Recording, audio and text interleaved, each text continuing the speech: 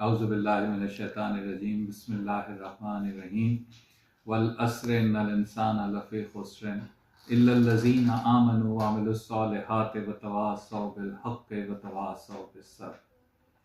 सामीन कराम, आपके सामने एक मरतबा फिर हाजिर।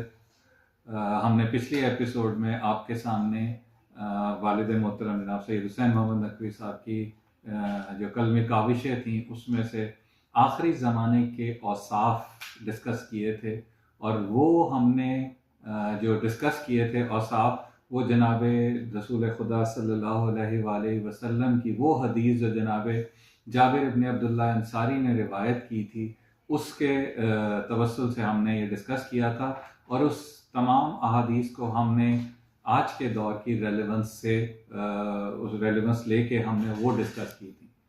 तो उस हदीस का एक छोटा सा पार्ट रह गया था, वो आज डिस्कस करेंगे, और उसके साथ ही एक थोड़ा सा एक इजमाली सा खाका लेंगे कि आखिरी ज़माने में सादात के औसाफ क्या होंगे। इसलिए कि सादात का एक मकाम इतना बुलंद मकाम है, तो उसके औसाफ देखेंगे कि सादात के औसाफ क्या होंगे और उनकी कुछ जिम्मेदारियां डिस्कस करेंगे।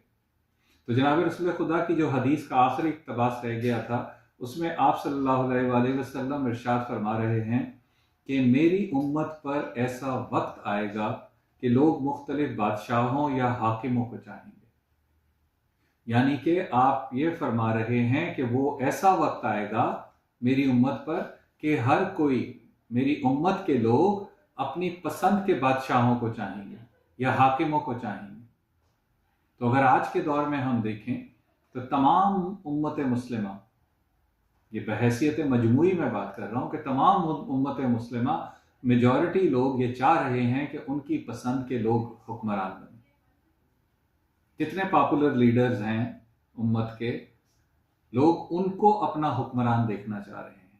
हम अपने ही मुल्क में अगर देखें तो बहुत से मेजॉरिटी है जो कि एक पर्टिकुलर शख्स को देखना चाहती है कि ये हमारे हुक्मरान बने, इसलिए कि लोगों की पसंद और नापसंद इतनी ज़्यादा मैटर करेगी, इसलिए कि लोगों ने इतना शऊर आ गया है इस आखिरी ज़माने में कि लोगों को अब परखना आ गया।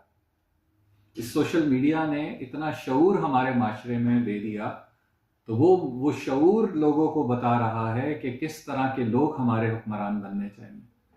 तो आपने जो इरशाद फरमाया आज बऐने ही वैसे ही हो रहा है। आपकी हदीस में आगे है कि कुरान और नात के अशार को गना की बुलंद आवाज में सास के साथ पढ़ा जाएगा। तो आज अगर हम देखें तो हमारी नातें, हमारी मनकबतें जो हमारी महफिलों में, मिलादों में, मजालिस में पढ़ा जा रहा है, उसके बैकग्राउंड में क्या है? आज म्यूज़िक हमारी नातों का पार्ट बनता जा रहा है। उसकी आउटडोर पिक्चराइजेशन ऐसे हो रही है कि जैसे अनफॉर्चुनेटली किसी पिक्चराइजेशन हो रही है, मैं वो अल्फाज नहीं कहना चाह रहा जो बनते हैं इसका कहने के लिए, उस तरह की चीज़ें हो रही हैं। सास को म्यूज़िक का पार्ट बनाया जा रहा है हमारी नातों को और मनकबतों को कहने के लिए, और बड़े फ़ख्र से पढ़ा जा रहा है। हमारे कुछ उलमाए कराम अपनी मजालिस में जिक्र कर रहे हैं इन चीज़ों का, और मैं बहुत शुक्रगुजार हूँ उन तमाम उलमाए कराम का जो कि इन चीज़ों को हाईलाइट कर रहे हैं।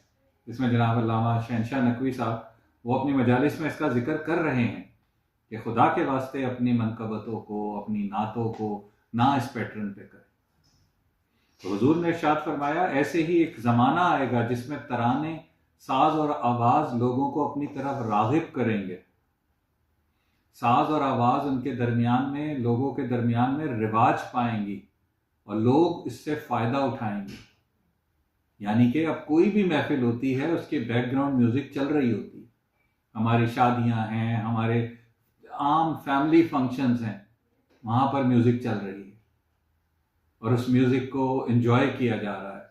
और कोई नहीं है, हुजूर फरमा रहे हैं, कोई नहीं होगा कि जो उनको इस गुनाहे कबीरा से मना करे, इसलिए कि मना करने के काबिल छोड़ा ही नहीं हमारे माशरे ने।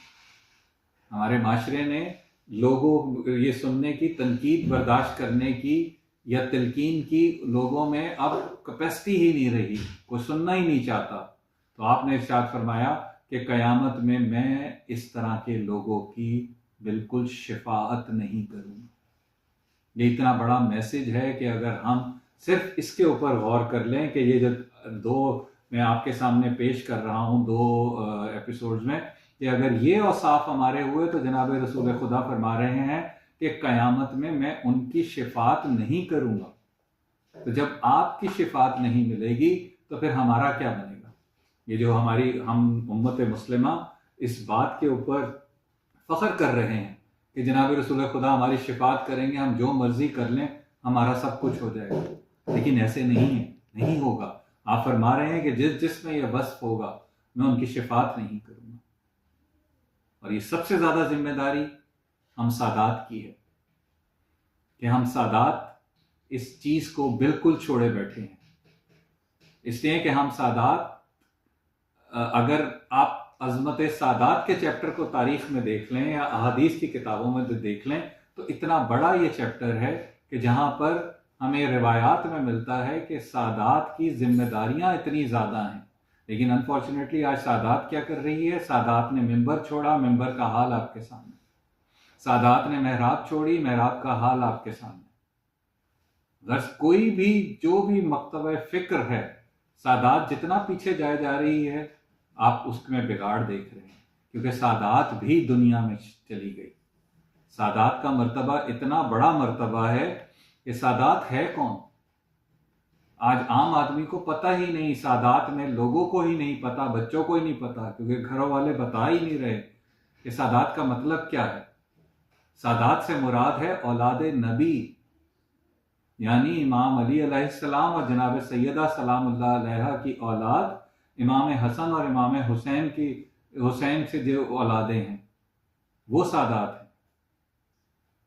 और ये कोई कम मर्तबा नहीं, ये कम मर्तबा नहीं कि आप अगर मंसूब हैं सादात से, अपने आप को मंसूब कर रहे हैं जनाब रसूल खुदा से, यानी कि सादात जनाब रसूल खुदा से मंसूब है, लेकिन यहाँ आकर अगर हम माशरे में देखें तो सादात ने अपने आप को बिल्कुल अपने से उस लेवल पर रखा ही नहीं जो उनसे मांगा जा रहा है, जो उनसे कहा जा रहा था कि तुम उम्मत के लीडर्स में से हो, कि लोग तुम्हारी अपना अमल ऐसा बनाओ कि लोग तुम्हारी इताअत करें, लोग देख कर समझ जाएं कि अगर ये ऐसे हैं सादात तो इनके अजदाद कैसे होंगे।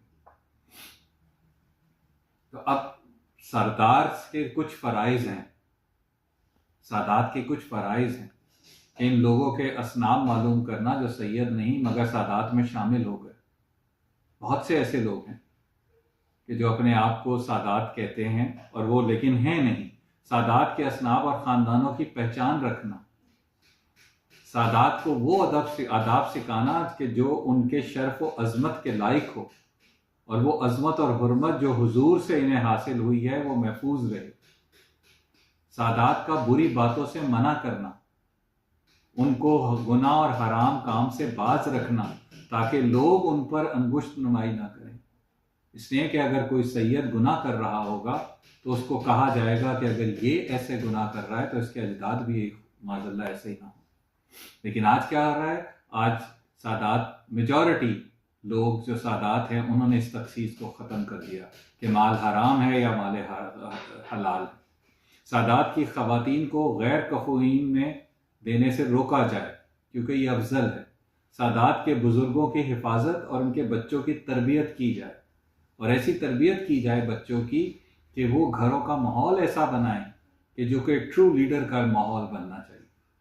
सादात के माबैन इख्तलाफात को दूर करना, सादात के यतीमों और उनके माल की हिफाजत करना, ये चंद ऐसी चीज़ें हैं कि ये अगर हम कर लें तो सादात का जो रोल है वो हमें नज़र आ जाएगा। लेकिन आज के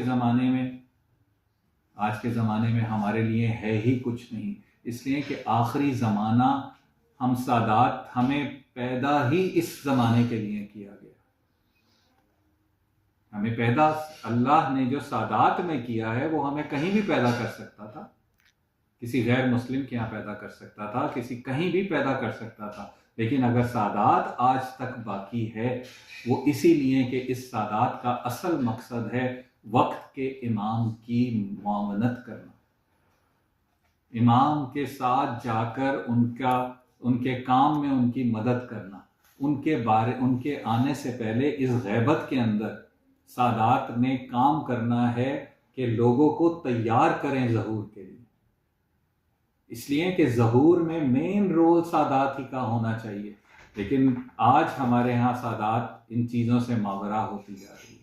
दुआ है कि परवरदिगार हम सादात को ये और ख़ास तौर पे सादात और तमाम मुसलमानों को ये तौफीक दे कि हम ज़हूर के लिए सही मानों में काम कर सकें और इमाम के ज़हूर के लिए वो माहौल पैदा कर सकें, वो तरबियत कर सकें कि जैसी हमसे ये चीज़ रिक्वायर्ड की गई थी। व आखिर दावाना अनिल हम्दुलिल्लाहि रब्बिल आलमीन। अल्लाहुम्मा सल्लि अला मुहम्मदिन।